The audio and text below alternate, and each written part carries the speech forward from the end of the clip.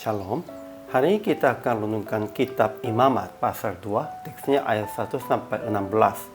Dan sudah dibagi dua paragraf. Paragraf yang pertama, ayat 1 sampai 10. Tepung gandum yang dibakar di dalam pembakaran roti, yang dipanggang di atas panggangan, dan yang dimasak di dalam wajan akan dipersembahkan sebagai korban sajian. Dan sebagai bagian ingatan korban itu di atas mezbah.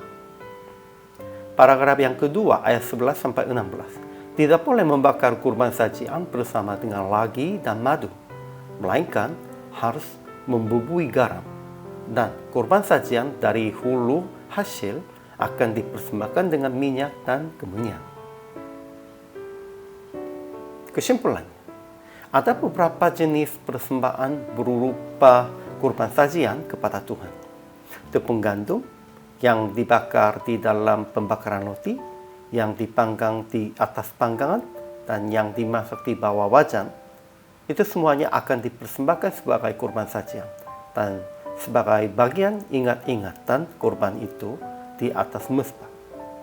Tetapi tidak boleh membakar kurban sajian bersama dengan lagi dan madu, melainkan harus membubui garam. Dan korban sajian dari hulu dan hasil akan dipersembahkan dengan minyak dan kemenyan.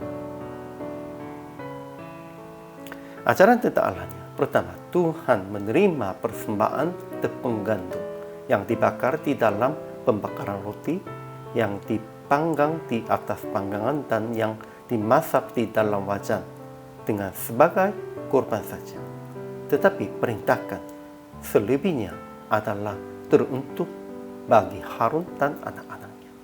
Itulah kehendak Tuhannya. Bagi Tuhan tidak perlu itu kurban sajiannya, tetapi Tuhan memintanya kurban sajian untuk memberi makanan kepada Harun dan anak-anaknya.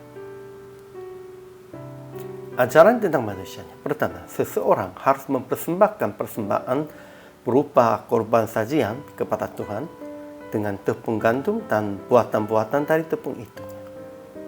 Kedua, semua korban sajian harus dipersembahkan dengan minyak, kemenyan, dan garam. Tetapi tidak boleh ditambahkan lagi dan madu.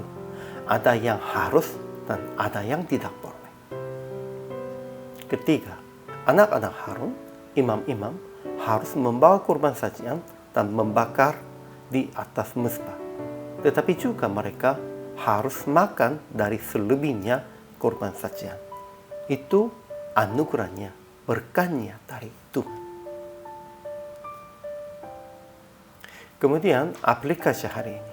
Pertama, jangan menambah keinginan jasmani, pengharapan dunia pada waktu mempersembahkan persembahan kepada Tuhan.